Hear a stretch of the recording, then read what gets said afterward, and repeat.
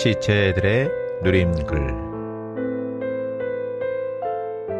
모든 이유를 무너뜨리고. 고린도후서 10장 5절은 모든 이론을 무너뜨리고 라고 말합니다. 여기 이론이라는 말은 원문에서는 이유를 의미합니다. 바울은 그것이 견고한 요새와 같다고 말합니다.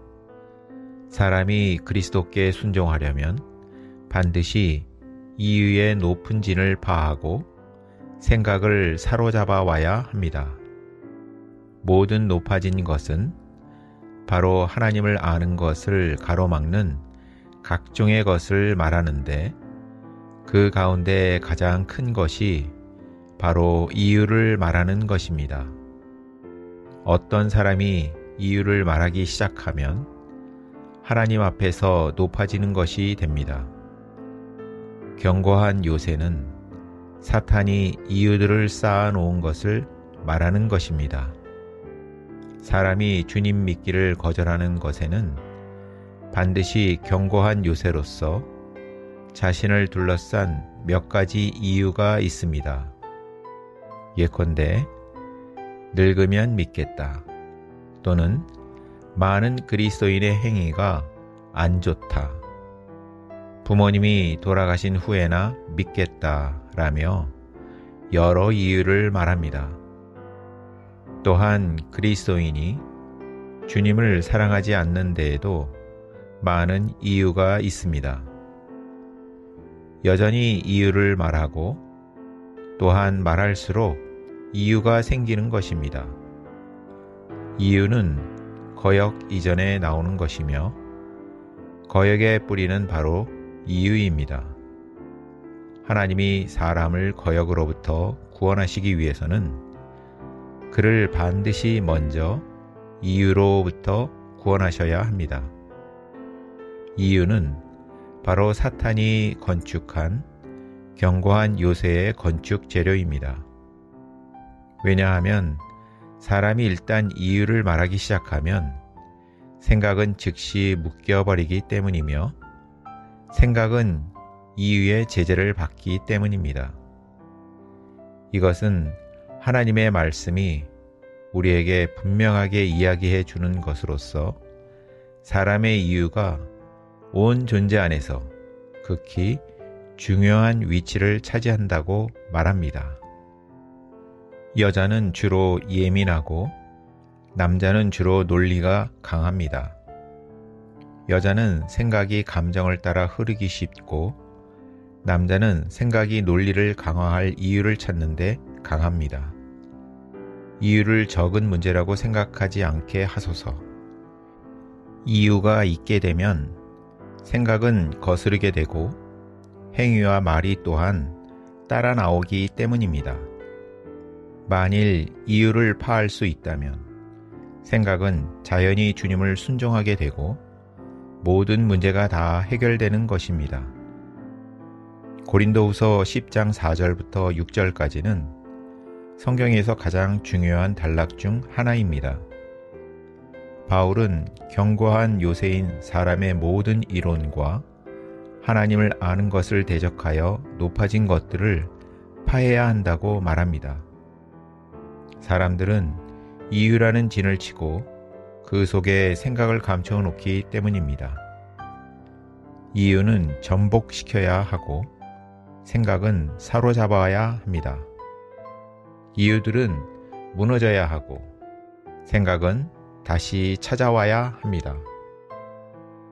오늘날 사람들은 이유를 진으로 삼아 생각을 그 안에 가두어 놓기 때문에 영적 전쟁은 먼저 요새를 무너뜨리고 그 다음에 생각을 다시 사로잡는 것입니다. 그러므로 사람의 이유를 파하지 않고서 생각을 하나님께 순종하게 하는 것은 불가능한 일입니다. 이유를 말할 때 사람은 하나님을 인정할 수 없게 됩니다. 하나님 보시기에 사람의 이유는 사람으로 하나님을 알지 못하게 하는 높은 건축물이자 큰 장애물이기 때문입니다. 이유는 말을 통해 나타납니다. 사람들이 보다 많은 정보와 지식을 원하는 것은 상대방을 이길 수 있는 논리를 강화하기 위한 것입니다. 그러나 정보는 많아졌지만 지혜는 늘지 않았고, 논리는 거창해졌지만 진리는 알기 어려워졌고, 지식은 많아졌지만 말씀은 희귀해졌습니다. 바울은 사람의 이유가 너무 심각하기 때문에 전쟁이 아니고서는 결코 사람의 따지는 것을 처리할 수 없다고 말한 것입니다. 우리는 늘 자신의 이유가 옳으며 내가 이길 수 있고 나를 옹호할 사유들이 많다고 느낍니다. 그러나 결과는 사탄이 우리를 이유의 감옥에 가두어 두는 것입니다. 그는 각종 이유로 우리를 견고한 요새에 가두어 둡니다. 이 견고한 요새는 밖에서는 강팍한 것이요 안에서는 감옥이 되게 합니다. 창세기 3장은 고린도후서 10장의 그림입니다. 사탄이 하와와 이유를 논했습니다. 나무의 실과가 먹음직함을 보고서 하와 또한 이유를 따져 보았습니다. 그녀는 이유가 있었기 때문에 하나님의 말씀에 불순종했습니다. 일단 이유가 들어오면 사람의 생각은 이유에 딱 달라붙게 됩니다.